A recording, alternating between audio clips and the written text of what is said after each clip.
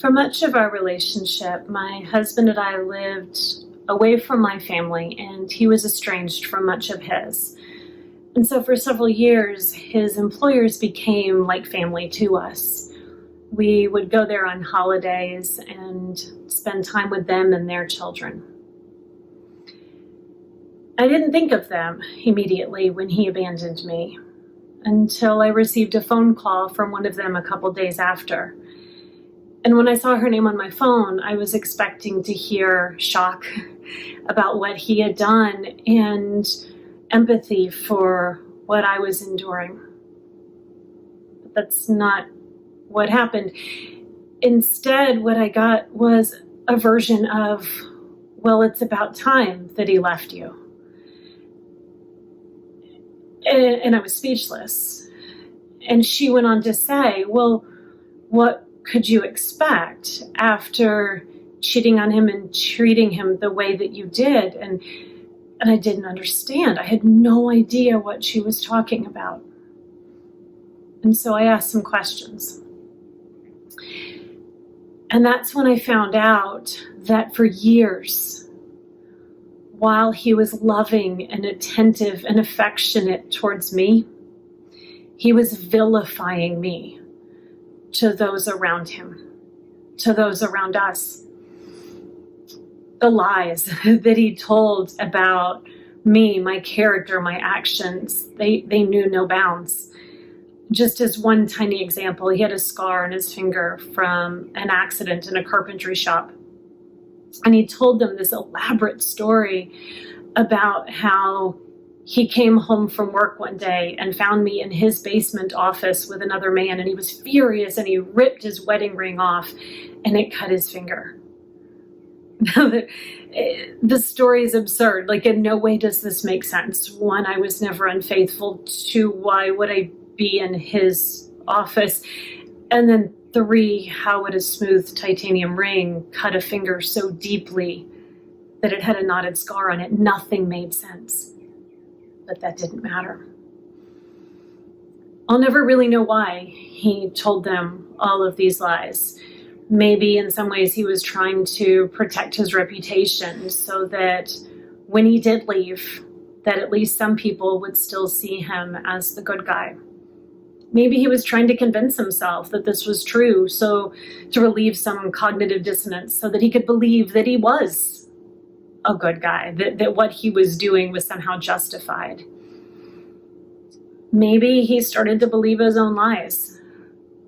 I will never know. But what I do know is that there's no way that I could compete against all of what he did, all of what he told them. And I realized that day on the phone with one of his employers a few days after he left. There was nothing that I could say that would undo the months and years of stories that he had told them. Here I saw them as family, but they never knew me. Instead, they saw me as this horrible person, not who I was. And so I made a very difficult decision on that day.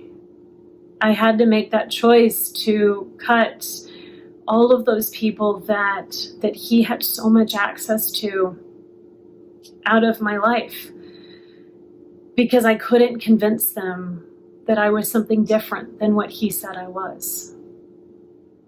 And it's been hard. I'm horrified that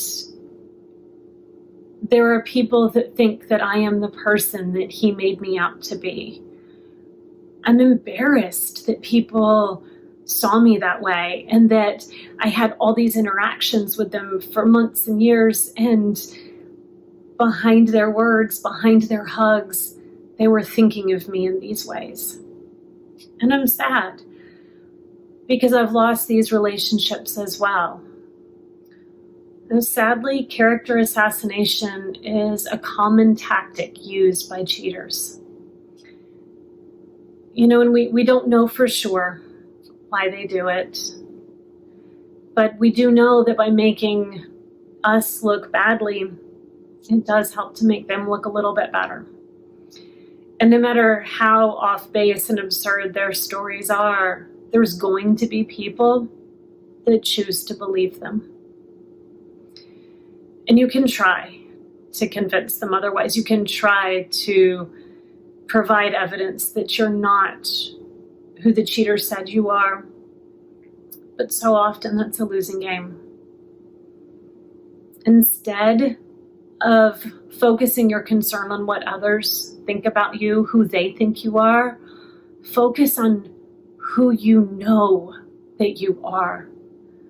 You know what kind of person you are. And it's not what they painted you to be.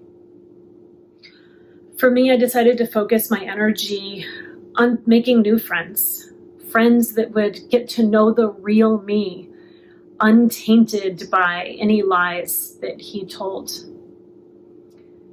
And what I've come to realize, even with those losses of those relationships, is that in the end, the only character he assassinated is his own.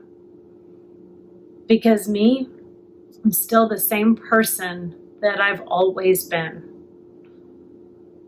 And for him, I think he's revealed his true self.